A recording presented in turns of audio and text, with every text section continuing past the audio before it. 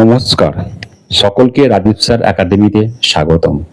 আজকের বিষয় বৃত্তি পরীক্ষা সিলেবাস 2026।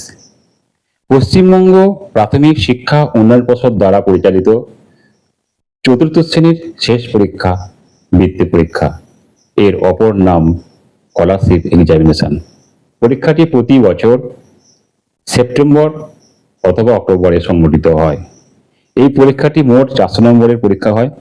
মাতৃভাষা, গণিত, সমাজবিজ্ঞান, বিজ্ঞান এবং ইংরেজি, এই 5টি বিষয়ে পরীক্ষাটি হয়। আজকের আমাদের বিষয় এই 5টি বিষয়ের যে সিলেবাস, সেই সিলেবাস নিয়ে আজকে আমাদের আলোচনা। প্রথমে আমাদের পরীক্ষা যে হবে, রুটিন যে আসবে, প্রথমে আমাদের বাংলা। বৃত্তি পরীক্ষার প্রথম পরীক্ষাটা বাংলা দিয়ে শুরু হয়। আর এই বাংলার মোট 3টি টপিক থাকবে। কি কি পড়তে হবে না, আমাদের যে পাতাবাহার বইটি আছে, পাতাবাহার, এই পাতাবাহার বইয়ের 1 থেকে পড়তে হবে 134 পাতা। পাতা বা পৃষ্ঠা একই ব্যাপার। আর কি পড়তে হবে? ব্যাকরণ পড়তে হবে। ব্যাকরণ পড়তে হবে। আমাদের কি কি পড়তে হবে? মেনলি পাঠ্যপুস্তকে যে গ্রামার থাকে সেটার উপর নির্ভর করে কিন্তু এটা পরীক্ষাটা হবে। ব্যাকরণটা কি পড়তে হবে? বর্ণ পড়তে হবে, শব্দ পড়তে হবে, বাক্য পড়তে হবে, বাক্য, পদ, এক কথায় প্রকাশ,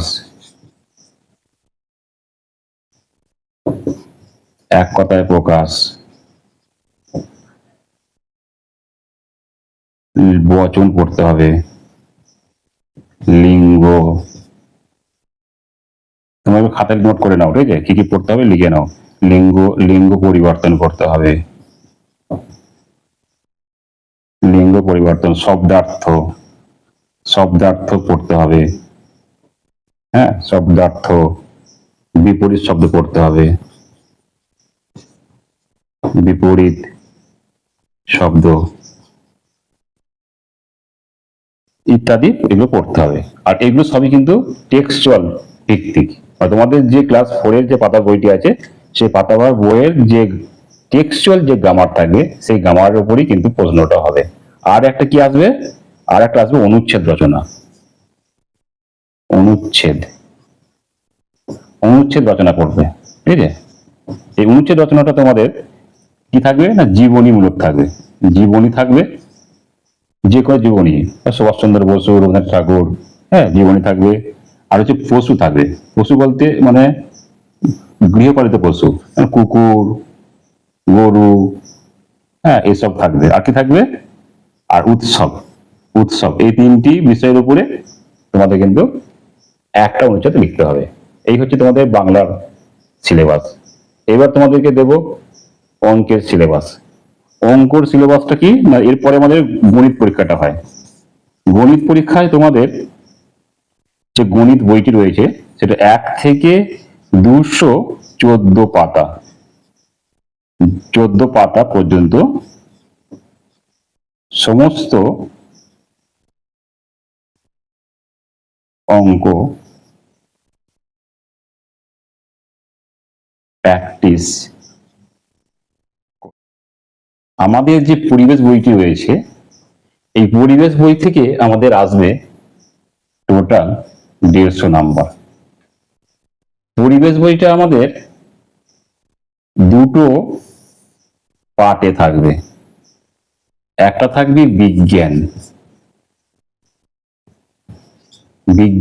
আর একটা থাকবে সমাজ বিজ্ঞান।